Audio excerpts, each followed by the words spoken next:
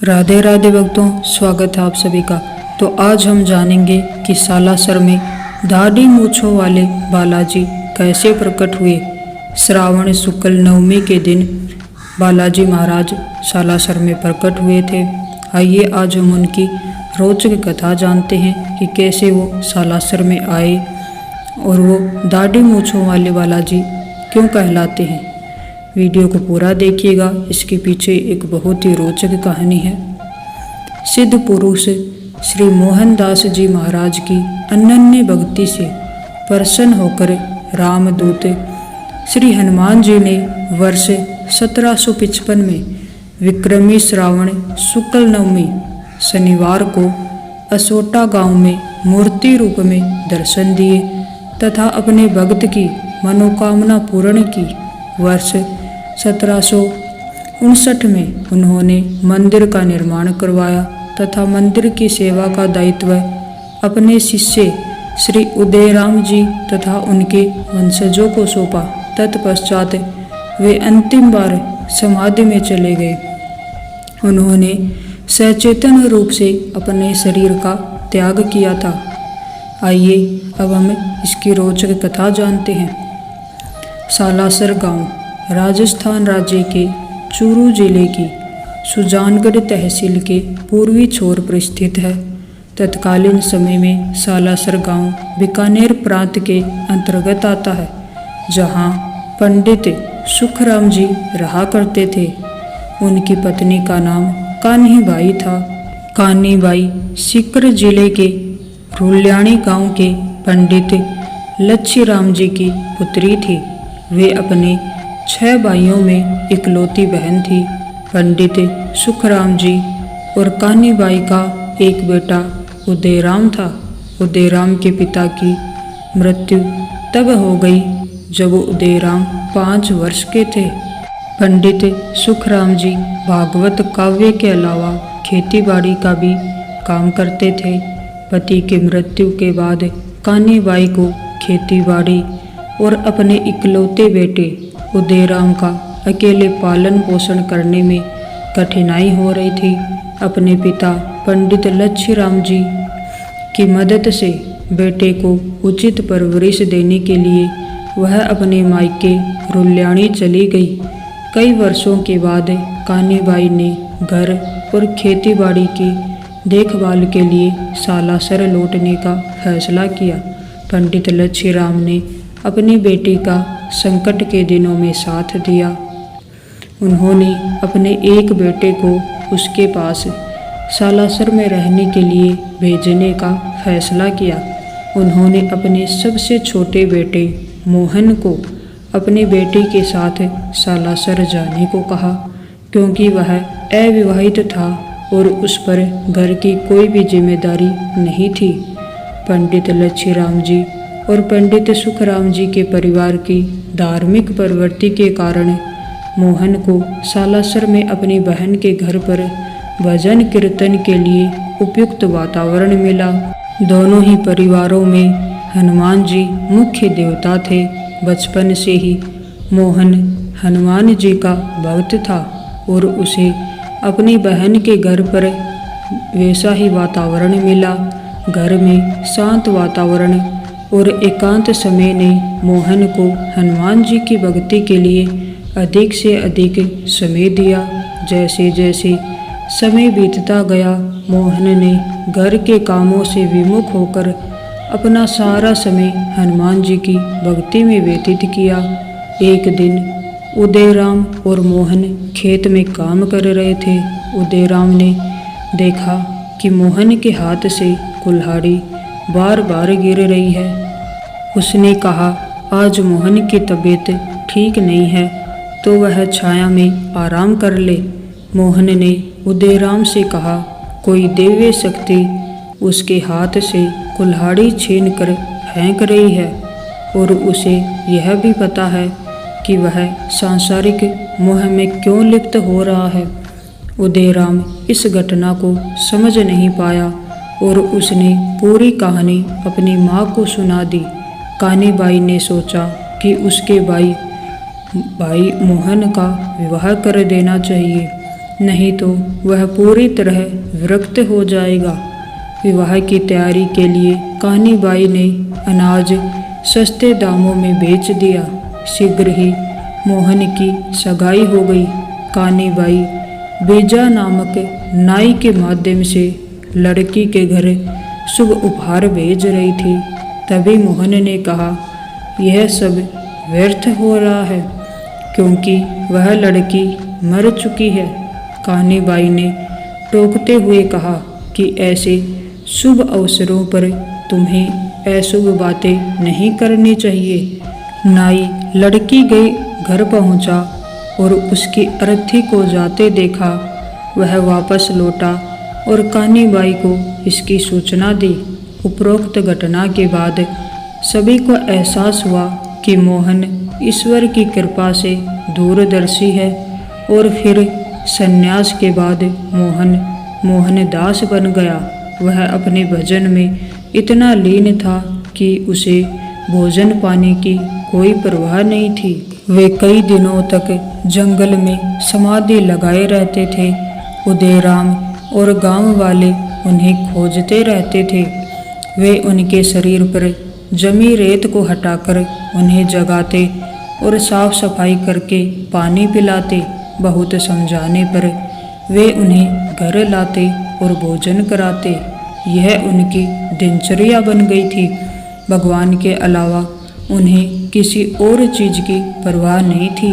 भगवान की कृपा से वे परमहंस बन गए थे और उनकी वाणी सिद्ध हो गई थी।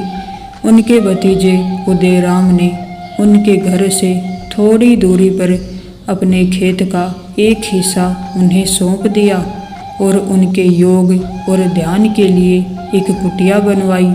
मोहनदास ने इस स्थान को अपनी तपस्थली बना लिया और ईश्वर भक्ति में लीन हो गए। एक दिन मोहनदास और कान्हीबाई साथ में भोजन कर रहे थे।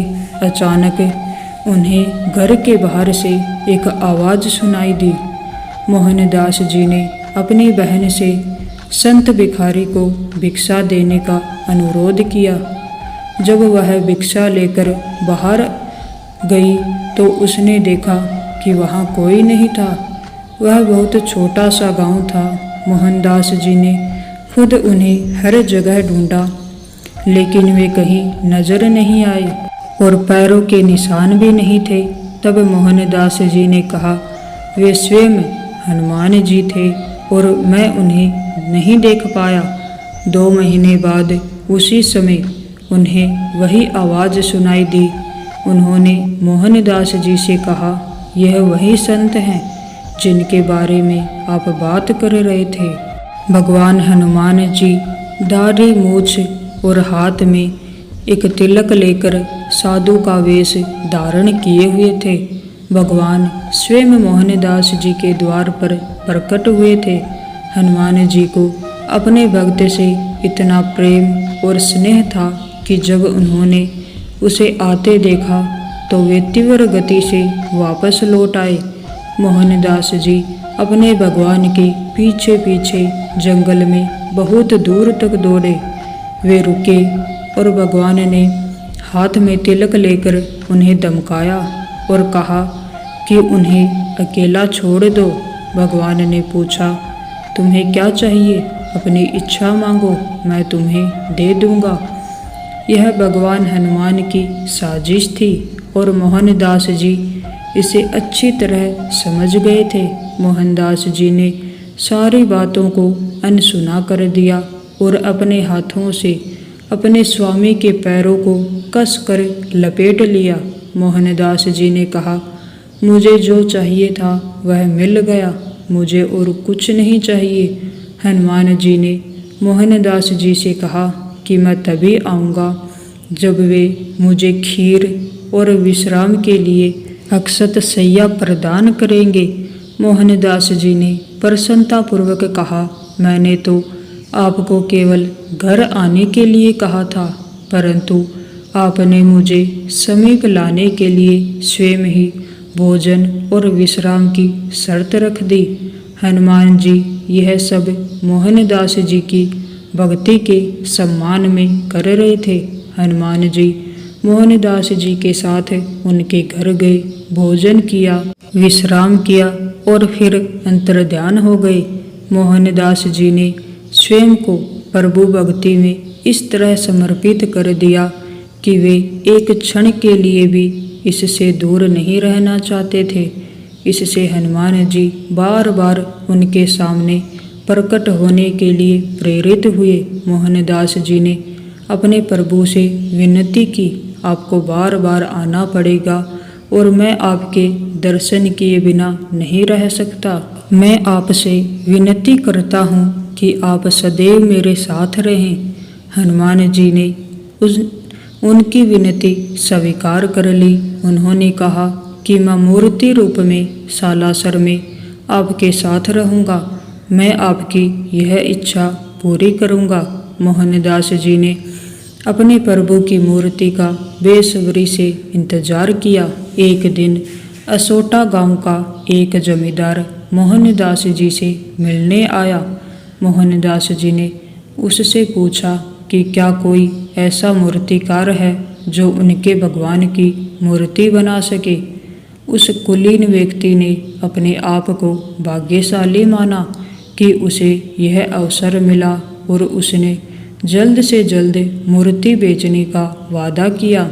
एक दिन असोटा गांव में एक किसान अपनी जमीन जोतते समय उसने देखा कि उसका हल किसी नुकीली चीज से टकरा गया है।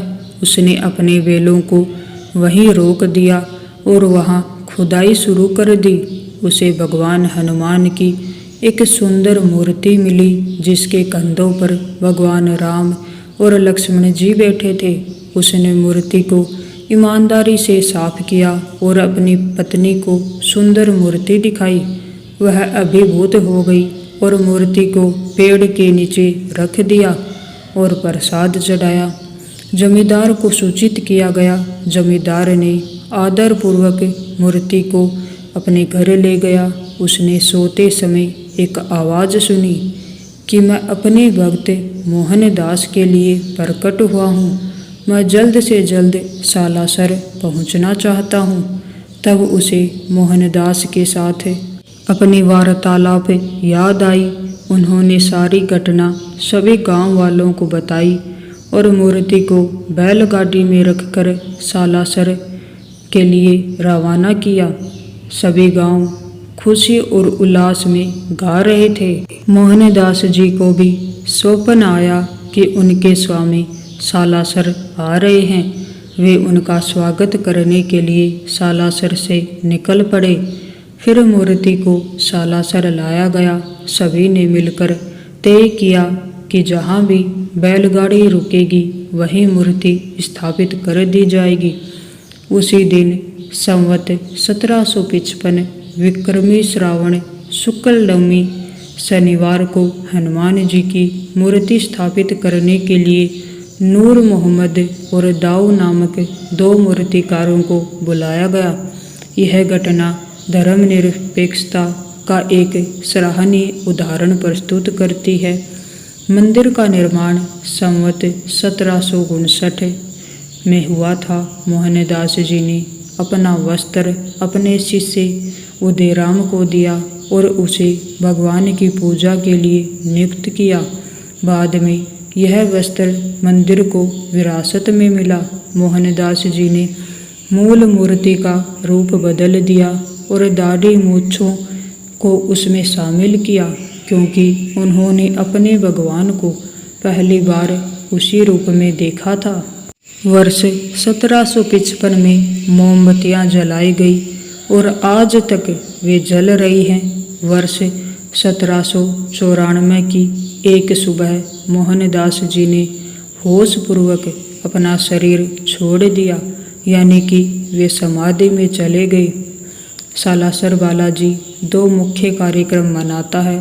पहला, जिस दिन मंदिर की स्थापना हुई यानी कि श्रावण शुक्ल नवमी, और दूसरा श्री मोहनदास जी की स्मृति में श्राद्ध दिवस बैसाख शुक्ल त्रयोदशी।